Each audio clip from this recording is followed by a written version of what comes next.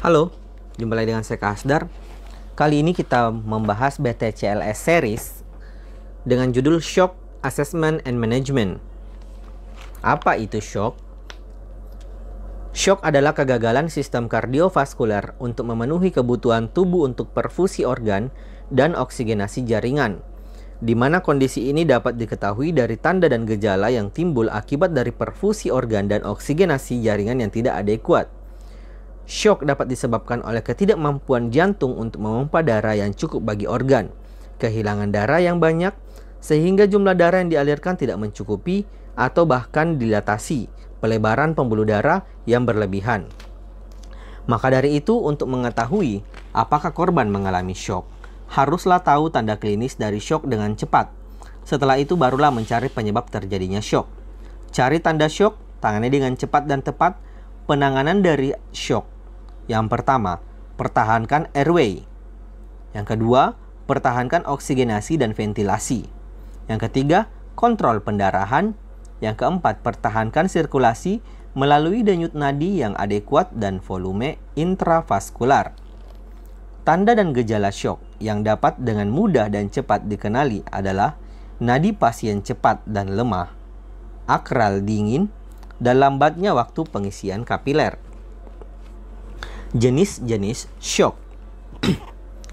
Jenis-jenis shock dibagi atas 4 jenis. Yang pertama, shock septik. Shock karena infeksi yang terjadi sesaat setelah trauma jarang terjadi. Namun bila pasien terlambat sampai IGD hingga beberapa jam, hal ini dapat terjadi. Shock septik dapat terjadi pada pasien-pasien dengan luka tembus abdomen atau perut dan kontaminasi pada rongga peritoneal oleh isi usus. Penderita dengan shock septik yang dini mungkin mempunyai peredaran volume yang normal, takikardia yang sedang, kulit berwarna merah jambu yang hangat, tekanan sistolik mendekati normal, dan tekanan urat nadi yang lebar. Shock selanjutnya yaitu shock kardiogenik.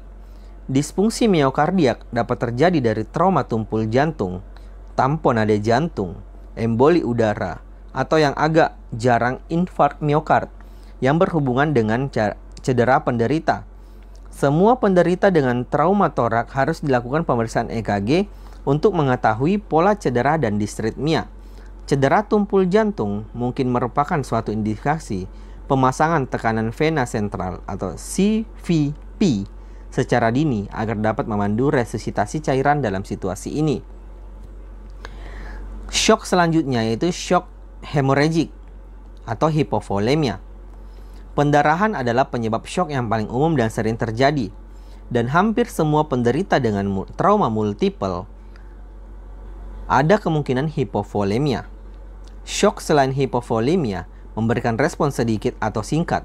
Maka dari itu, bila terdapat tanda-tanda shock, maka shock dianggap sebagai dikarenakan karena hipovolemia.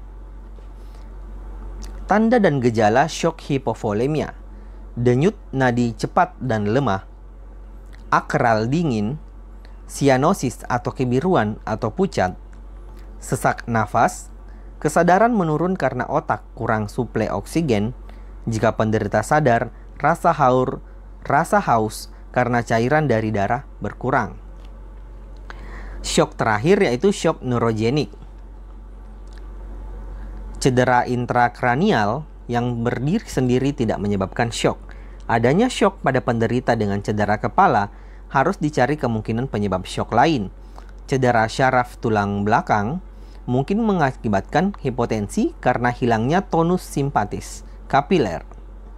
Ingat, kehilangan tonus simpatis pada kapiler memperberat efek fisiologis dari hipovolemia, dan hipovolemia memperberat efek-efek fisiologis denervasi simpatis. Gambaran yang dapat dilihat dari shock neurogenik adalah hipotensi tanpa takikardia atau vasokonstriksi kulit.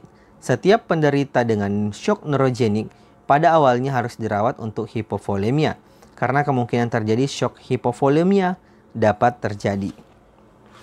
Itulah beberapa pembagian dari shock yang harus kita ketahui.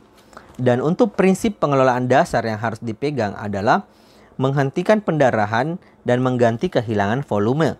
Perbandingan pemberian intervensi penggantian cairan yang hilang adalah 3:1. Jadi menggantikan 3 cairan ketika kehilangan 1 cairan. Contoh pemberian 3 liter kristaloid contohnya untuk kehilangan 1 liter darah. Diagnosis syok ditegakkan atas adanya takikardia, takipnu, memanjangnya masa pengisian kapiler, turunnya tingkat kesadaran, dan turunnya tekanan darah yang semuanya merupakan tanda hipoperfusi organ dan kebutuhan tubuh adalah oksigen yang lebih banyak. Syok adalah terjadinya metabolisme anaerobik seluler. Survival penderita bergantung pada hantaran oksigen ke tingkat sel. Prioritas dalam pengelolaan syok adalah mengusahakan sampainya oksigen ke paru-paru. Korban membutuhkan transport cepat ke fasilitas di mana dapat dilakukan kendali pendarahan, pergantian darah yang hilang, oksigenasi dan ventilasi yang adekuat. Penggantian cairan merupakan komponen penting dalam pengelolaan syok. Kristaloid bukan cairan pengganti yang ideal karena hanya berfungsi sebagai volume expander tanpa kapabilitas mengikat oksigen. Cairan pengganti yang ideal adalah darah. Sekian untuk pelajaran hari ini. Semoga bisa dimengerti. Ada pertanyaan silakan DM IG saya. Nanti dilampirkan di deskripsi YouTube nantinya. Oke, sekian.